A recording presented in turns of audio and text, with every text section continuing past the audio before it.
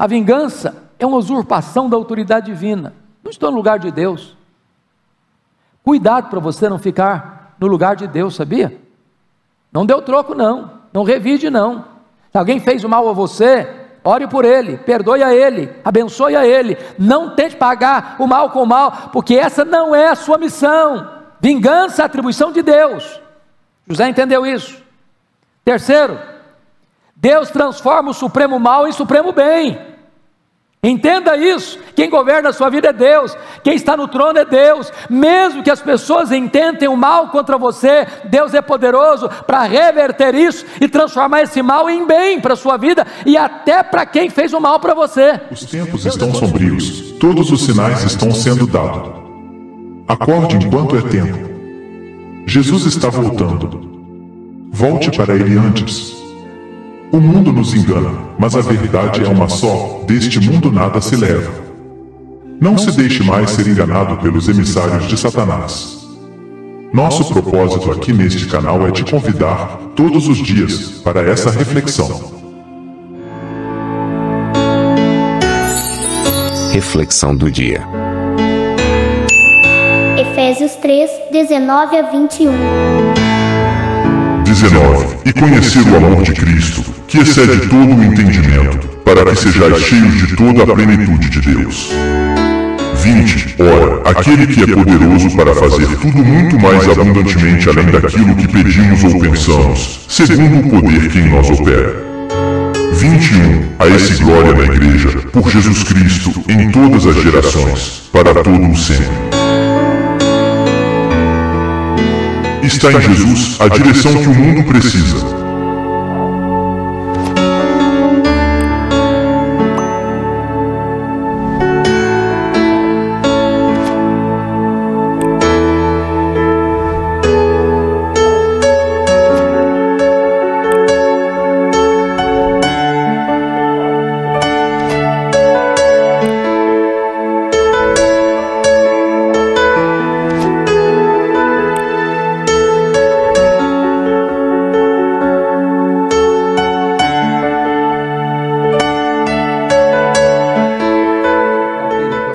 Comigo, por favor, no livro de Gênesis, capítulo 50.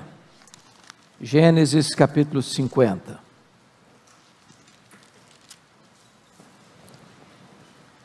Nós leremos todo este capítulo.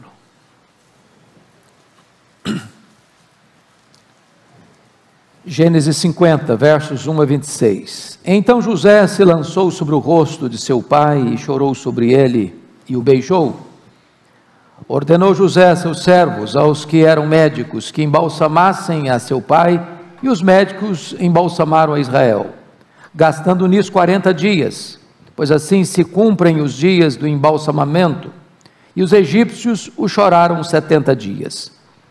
Passados os dias de o chorarem, falou José à casa de Faraó: se agora achei mercê perante vós, rogo-vos que faleis aos ouvidos de Faraó, dizendo: meu pai me fez jurar, declarando: eis que eu morro, no meu sepulcro que abri para mim na terra de Canaã, ali me sepultarás. Agora, pois, deixas de subir e sepultar meu pai, depois voltarei.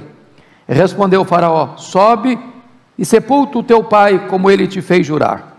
José subiu para sepultar o seu pai, e subiram com ele todos os oficiais de Faraó, os principais da sua casa e todos os principais da terra do Egito, como também toda a casa de José e seus irmãos e a casa de seu pai.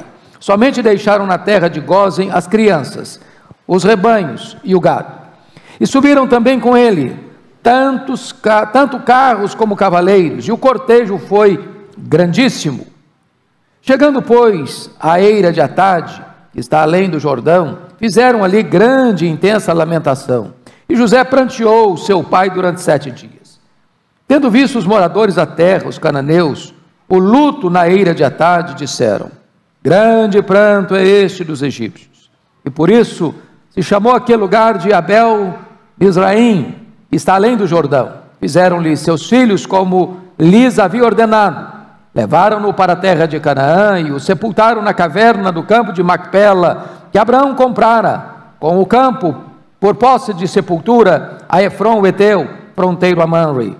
Depois disso, voltou José para o Egito, ele, seus irmãos e todos os que com ele subiram a sepultar seu pai.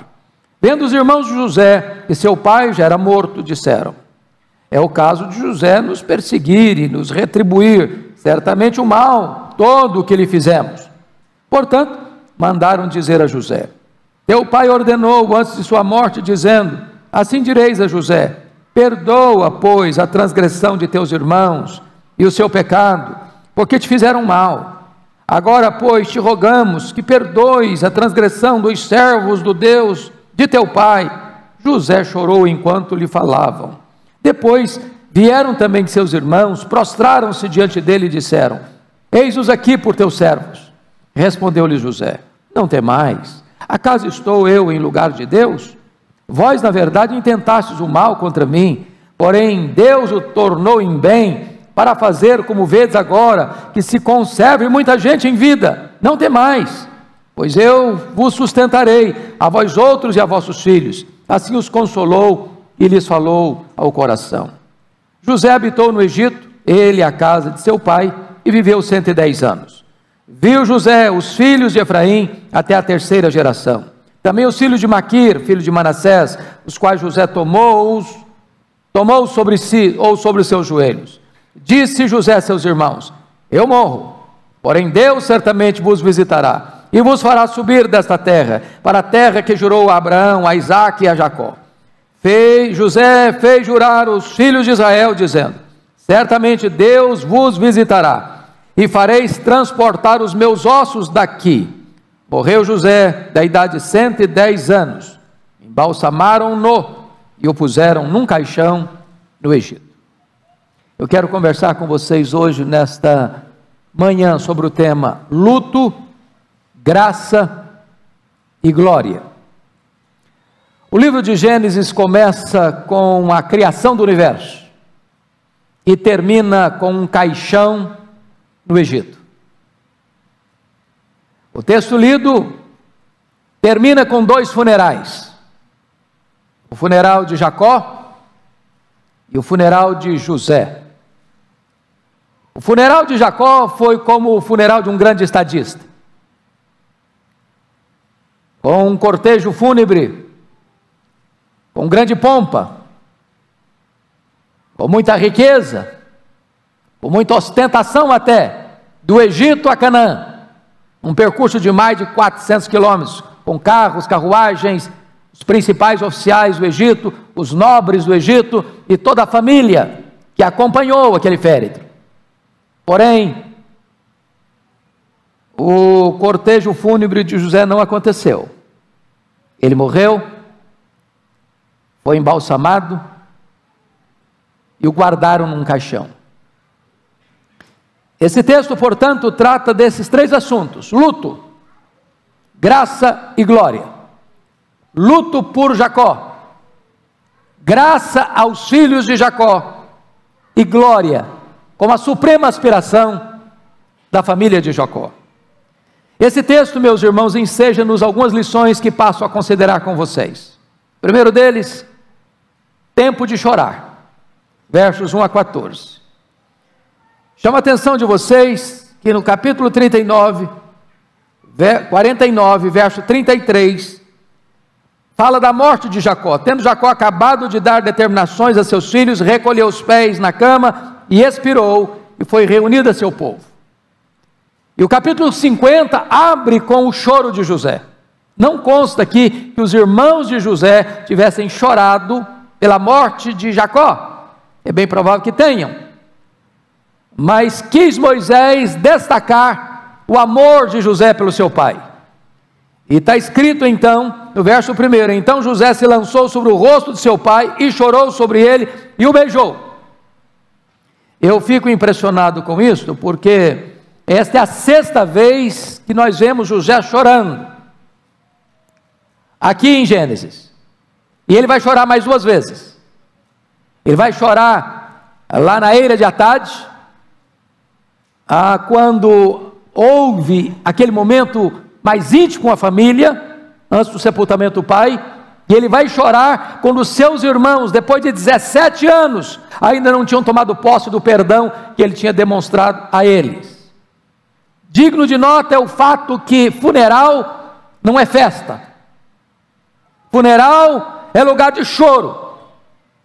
Mesmo gente crente chora no funeral. Não é hora de celebração, nem de alegria, é hora de lágrima, não de desespero. Não, nós não choramos de desespero, mas choramos sim. Choramos de saudade, choramos de amor, choramos por esta breve separação. Segundo lugar, vejam vocês o embalsamamento de Jacó nos versos 2 e 3. E é curioso que José dá ordens aos médicos, e é a primeira vez que a palavra médicos aparece na Bíblia, é aqui. E o Egito tinha uma arte, ou uma perícia, uma ciência muito refinada na área de embalsamamento. Tanto é, você visita até hoje as pirâmides do Egito, onde os faraós eram embalsamados e colocados ali, naquele túmulo tão pomposo.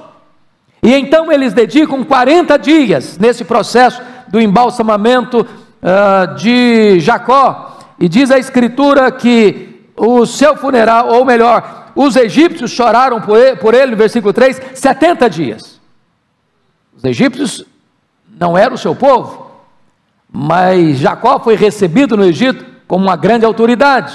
Ele abençoa o próprio faraó, e quem abençoa é maior que o abençoado. Então essa era a perspectiva, e os egípcios choram por ele durante 70 dias. Terceiro lugar, a permissão de Faraó para subir a Canaã, versículos 4 a 6. Talvez você questione, mas por que o José, que era primeiro-ministro do Faraó, era governador do Egito, não vai a Faraó e pede para que Faraó lhe dê essa oportunidade? Porque dentro da cultura da época, José estava de luto, e em luto não se visitava o rei. Então, cumprindo os protocolos da cultura do Egito, o José não vai diretamente ao faraó, mas manda os seus emissários, e Faraó então determina que ele cumpra o que tinha prometido ao seu pai. Seu pai havia dito: olha, quando eu morrer, não me sepultem aqui, me sepultem lá em Canaã. E José e os seus irmãos juraram isso, e agora Faraó está dando esta licença para José fazer isso, e ao mesmo tempo organizando uma comitiva de honra, formado dos altos funcionários da corte, uma grande escolta militar. O cortejo fúnebre vai ter as pompas de um ministro de Estado. E eu chamo a sua atenção para o fato descrito aí, por gentileza, veja comigo, no versículo 7, José subiu para sepultar o seu pai, e subiram com ele todos os oficiais de Faraó, os principais da sua casa, todos os principais da terra do Egito, como também toda a casa de José, seus irmãos, a casa de seu pai. Somente deixaram para trás, na terra de Cós, as crianças, os rebanhos e o gado. E o versículo 9 vai dizer que o cortejo foi grandíssimo, pompa enorme no funeral de Jacó. Então esse cortejo tem toda essa pompa, e peço que vocês observem um detalhe: essa comitiva toda, com carros, com carruagens, com oficiais, com nobres, com família, não é da casa até o cemitério próximo, não. São 400 quilômetros, atravessando o deserto do Sinai, mergulhando no deserto do Saara, para chegar à terra prometida. Então eles passam pelo Saara, passam pelo deserto do Sinai, até chegar a Canaã, para fazerem o sepultamento de Jacó. Agora notem vocês a lamentação nos versos 10 e 11.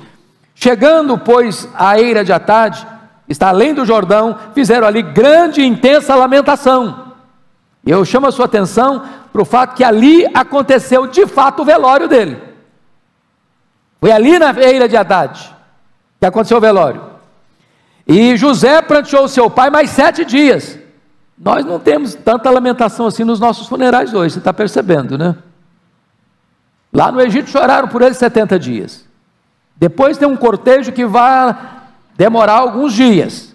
Depois chegam nesse local mais 7 dias de pranto e de lamento. a ponto de no verso 11, os moradores da terra, os cananeus, olharem, verem, escutarem aquele alarido todo e mudar o nome do local. Tamanha foi a lamentação no sepultamento de Jacó. Mas os versos 12 e 13, notem vocês que o sepultamento na caverna de Macpela vai acontecer dentro dos limites mais restritos da família. Fizeram-lhe seus filhos como lhes havia ordenado. Verso 12. Verso 13, levaram-no para a terra de Canaã e o sepultaram na caverna do campo de Macpela, que Abraão comprara com o campo por posse de sepultura a Efron, o Eteu, fronteira Mamre. Então, ele morre, ele é embalsamado, os egípcios choram por ele 70 dias, há o grande cortejo, há ali o momento do choro tão elevado, e ali, restritamente a família, o seu sepultamento. Não há na Bíblia nenhuma cerimônia, nenhum funeral com tanta pompa quanto o funeral de Jacó, o patriarca, o pai das 12 tribos. Segundo ponto que eu quero chamar a atenção dos irmãos, é tempo de parar de chorar. Olha comigo o versículo 14 agora. Depois disso voltou José para o Egito, ele, seus irmãos e todos os que com ele subiram a sepultar o seu pai. Vamos olhar um pouquinho aqui, irmãos, isso é tão importante. Quando um crente morre, é hora de choro mesmo. Não é hora de celebração, é hora de choro. Mas o luto tem tempo para começar e para encerrar. Há muitos que não conseguem terminar o luto. Há muitos que na hora não conseguem chorar e depois trancam o choro. E começa a vazar por dentro. Notem vocês que a Bíblia diz que tem tempo de chorar e tempo de parar de chorar. E quando eles fizeram toda essa cerimônia, eles retornam para o Egito. Diz o texto, voltou José para o Egito, ele, os seus irmãos e todos com ele estavam. Então, o que o texto está querendo dizer? Tem hora do choro e tem hora de voltar à vida, voltar à rotina, voltar ao trabalho, voltar às atividades. Eu preciso enfatizar isso. A melhor maneira de você honrar a memória de quem morreu é depois de chorar o luto, voltar à vida e cuidar dos que estão vivos.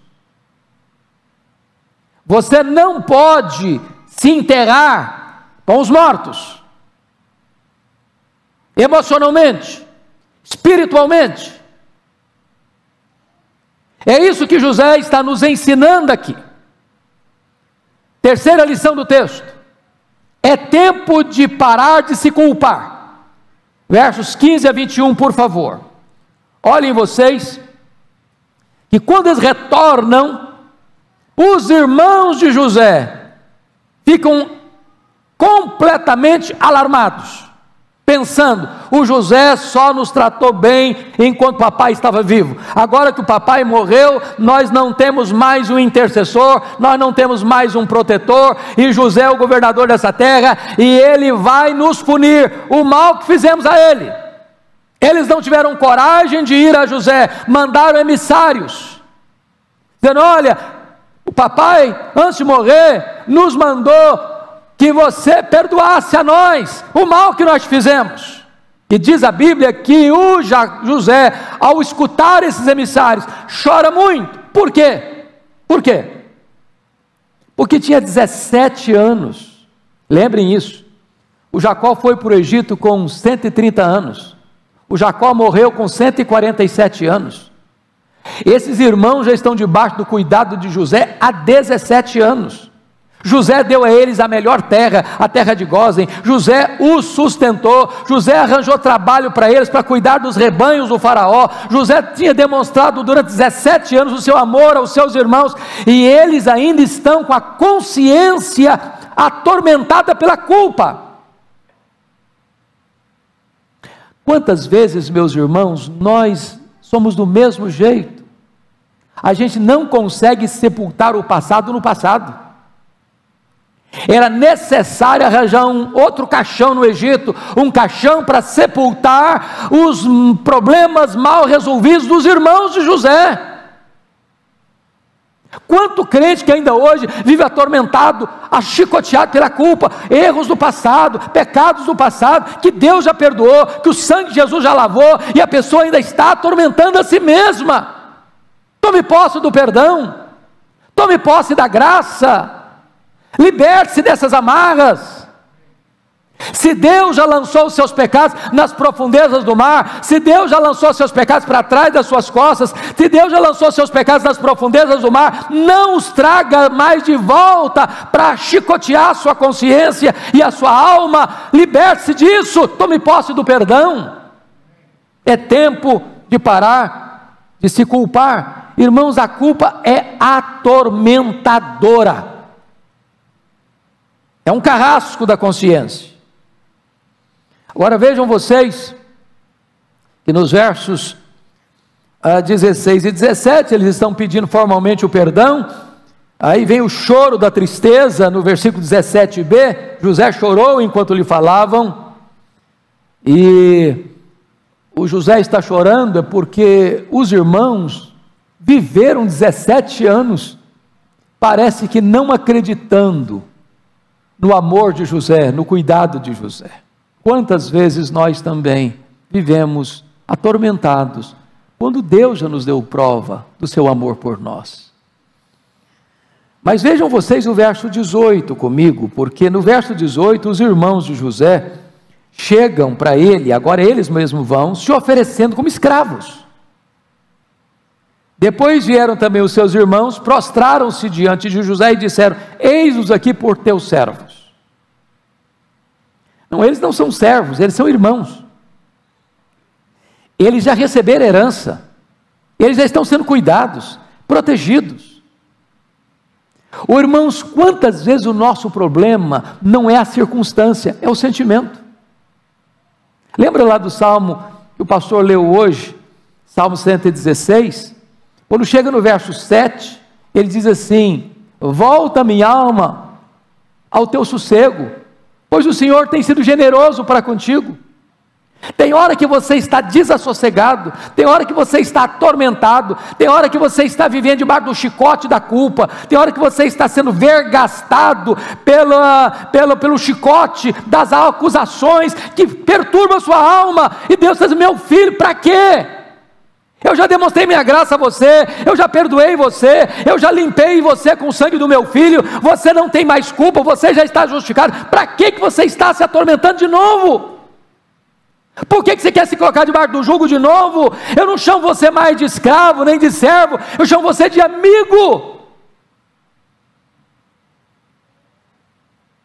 Louvado seja Deus, irmãos, porque nós encontramos aqui a graça consoladora nos versos 19 e 21. Eu peço que você leia comigo em voz alta os versos 19 a 21. Vamos juntos? Respondeu-lhes José: não temais, acaso estou eu em lugar de Deus? Vós, na verdade, intentaste o mal contra mim, porém Deus o tornou em bem, para fazer, como vedes agora, se conserve muita gente em vida. Não temais, pois eu vos sustentarei, a vós outros e a vossos filhos. Assim os consolou e lhes falou ao coração. Primeira coisa que eu destaco aqui, irmãos, é que o amor lança fora o medo. Não temais. Não temais. Segundo, a vingança é uma usurpação da autoridade divina. Não estou no lugar de Deus. Cuidado para você não ficar no lugar de Deus, sabia? Não deu troco não, não revide não. Se alguém fez o mal a você, ore por ele, perdoe a ele, abençoe a ele. Não tente pagar o mal com o mal, porque essa não é a sua missão. Vingança é atribuição de Deus. José entendeu isso. Terceiro, Deus transforma o supremo mal em supremo bem. Entenda isso, quem governa a sua vida é Deus, quem está no trono é Deus. Mesmo que as pessoas intentem o mal contra você, Deus é poderoso para reverter isso e transformar esse mal em bem para a sua vida e até para quem fez o mal para você. Deus é soberano. Quarto lugar, o amor sempre excede Versículo 21a diz: não temais, pois eu vos sustentarei, a vós outros e a vossos filhos. Olha aí, os irmãos fizeram mal para ele, ele abençoou os irmãos e abençoou os filhos dos irmãos. É graça sobre graça, louvado seja Deus. O amor perdoador é o amor que traz verdadeiro consolo. O verso 21b diz que assim os consolou e lhes falou ao coração. Bom, mas vamos à quinta verdade desse texto: é tempo de celebrar a família. Versículos 22 e 23, meus irmãos, trata da família de José. Olha comigo. Habitou José no Egito, ele e a casa de seu pai, viveu 110 anos. Viu José os filhos de Efraim até a terceira geração, e viu também os filhos de Maquir, filho de Manassés, os quais José tomou sobre os seus joelhos. Pergunta para vocês, para melhorar o entendimento: quantos anos tinha José quando ele levou sua família para o Egito?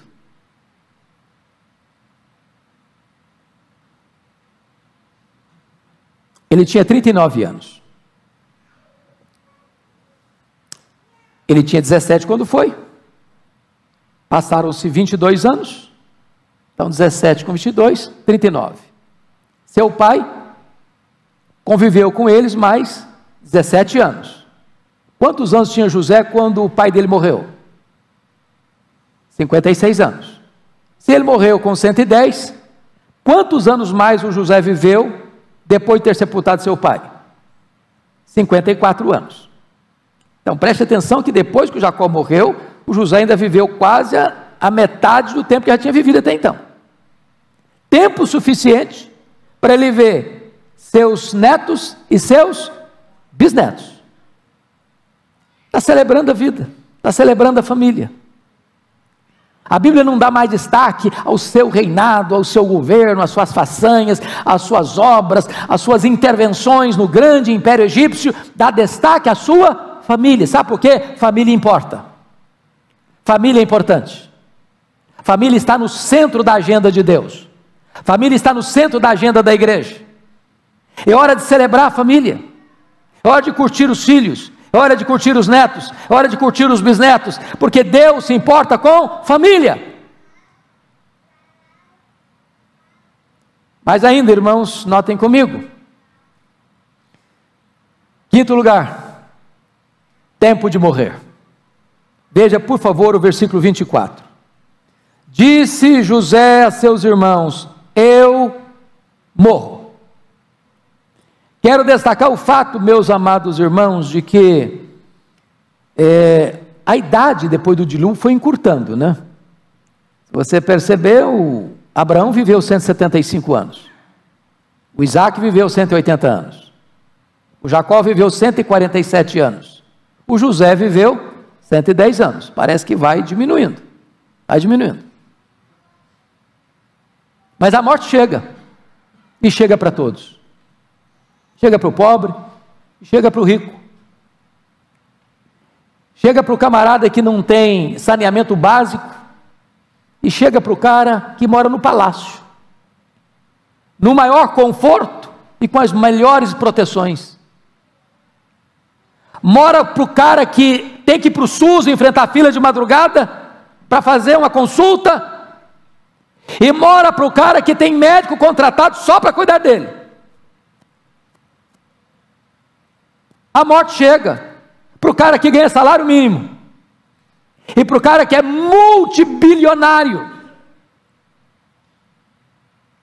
A morte chega para o pai, a morte chega para o filho, a morte chega para o neto. Ao homem está ordenado morrer. A sentença de Deus é clara, e o homem que foi feito pó, volte ao pó. A não ser que Jesus volte, todos nós morreremos até lá. A não ser que Ele volte na nossa geração, nós morreremos. Não tem como contornar isso. José disse: eu morro, e você precisa estar preparado para esse momento. Mas em último lugar, sexto e último lugar, tempo de esperar a volta para a terra prometida. Veja comigo o versículo 24, uma profecia sobre o Êxodo. Disse José a seus irmãos: eu morro, porém Deus certamente vos visitará e vos fará subir desta terra para a terra que jurou dar a Abraão, a Isaque e a Jacó. Vejam vocês, amados irmãos, que quando José morre, ele não morre sem esperança. Ele não morre como que descendo uma ladeira. Ele não morre como que caminhando para um ocaso sombrio. Ao morrer, ele diz: eu morro.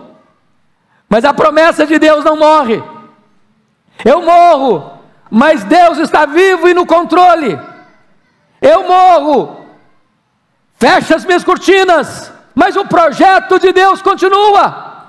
As promessas de Deus não caducam. O que Deus prometeu a Abraão, Ele vai cumprir. O nosso povo não vai ficar para sempre no Egito. O nosso povo vai sair daqui, porque Deus tem uma promessa da terra prometida. Isso aponta para nós, irmãos, que nós não temos os nossos pés plantados aqui. Nós estamos aqui como peregrinos, como forasteiros. Nós estamos de passagem. Nós também caminhamos para Canaã celestial. É lá que é a nossa terra, é lá que é a nossa pátria, é lá que está a nossa herança. Mas notem vocês, uma incumbência aos seus irmãos. Versículo 25: fez José jurar aos filhos de Israel, dizendo: certamente Deus vos visitará e fareis transportar os meus ossos daqui, assim como Jacó tinha pedido aos seus filhos para não sepultá-lo no Egito, e sim em Canaã. Agora José está pedindo outra coisa. Ele sabe que os seus irmãos não têm cancha, não têm autoridade, não tem a influência política que ele, para fazer o seu sepultamento lá na terra prometida. Impossível. Impossível. Eles não tinham essa cancha. Então ele não está pedindo isso. Ele está pedindo: olha, eu quero que quando o êxodo acontecer, quando a hora de sair chegar, vocês transportem daqui os meus ossos. José era um gentio externamente, mas ele era um hebreu no coração. Você está no mundo, mas você não é do mundo. E é curioso que o texto termina no verso 26 assim: morreu José da idade de 110 anos, embalsamaram-no e o puseram num caixão no Egito. Preste atenção nisso. Sabe quanto tempo eles viveram mais ali? Praticamente quase mais 400 anos. Pelo menos uns 350. E sabe o que é que eu imagino? Que quando o povo estava sendo açoitado, trabalhando pesado, pisando barro, debaixo de chicote, eles olhavam para o caixão de José e aquilo era uma esperança para eles. O caixão de José apontava o seguinte: nós vamos sair daqui, nós vamos sair daqui, nós vamos sair daqui, aqui não é o nosso lugar, aqui estamos sofrendo, aqui estamos gemendo, aqui estamos debaixo do tacão cruel, mas nós vamos embora daqui. Sabe o que aconteceu? Quando Moisés, mais de 300 anos depois, vai libertar o povo, olha o que aconteceu. Por favor, abra sua Bíblia aí comigo e eu termino agora. Êxodo 13, 19. Êxodo 13, 19. Pode ler alto comigo? Vamos juntos? Também levou Moisés consigo os ossos de José. Não vou ler o final do versículo não, só isso. Preste atenção nisso. O caixão de José ficou ali como uma espécie de encorajamento. Nós vamos sair daqui. E no dia que saíram, Moisés não se esqueceu de levar consigo, nessa comitiva de 40 anos pelo deserto, os ossos de José, o caixão de José. Agora veja comigo, por favor, Josué 24, 32. 40 anos pelo deserto. 40 anos peregrinando, para lá, para cá, no deserto. O que vai acontecer? Josué 24, 32. Por favor, fique em pé, com a Bíblia aberta, e vamos ler juntos. Vamos juntos? Os ossos de José, que os filhos de Israel trouxeram do Egito, e enterraram-nos em Siquém, naquela parte do campo que Jacó comprara aos filhos de Ramor, pai de Siquém, pois 100 peças de prata, e que veio a ser a herança dos filhos de José. Promessa feita, promessa cumprida. E quando Deus vai tratar da vida de fé de José, está lá em Hebreus 11, versículo 22. Isso é sublime. Hebreus 11, 22. Está escrito: pela fé, José, próximo do seu fim, fez menção do êxodo dos filhos de Israel, bem como deu ordens quanto aos seus próprios ossos. Ele morre, mas não morre a esperança no seu coração. Esse é o crente. Como já foi dito aqui nesse culto, se vivemos, para o Senhor vivemos. Se morremos, para o Senhor morremos. A Ele toda a glória. Meus amigos e irmãos, as coisas mundanas, às vezes, nos faz sentir que estamos vivendo um mundo de felicidades. Não nos deixam enxergar a realidade e ainda nos mantém na escuridão. É preciso que alguém nos chame a atenção dessas coisas, que nos faça acordar para a verdadeira vida essa, com Jesus. O momento de despertar é agora. Pare agora e pense nisso.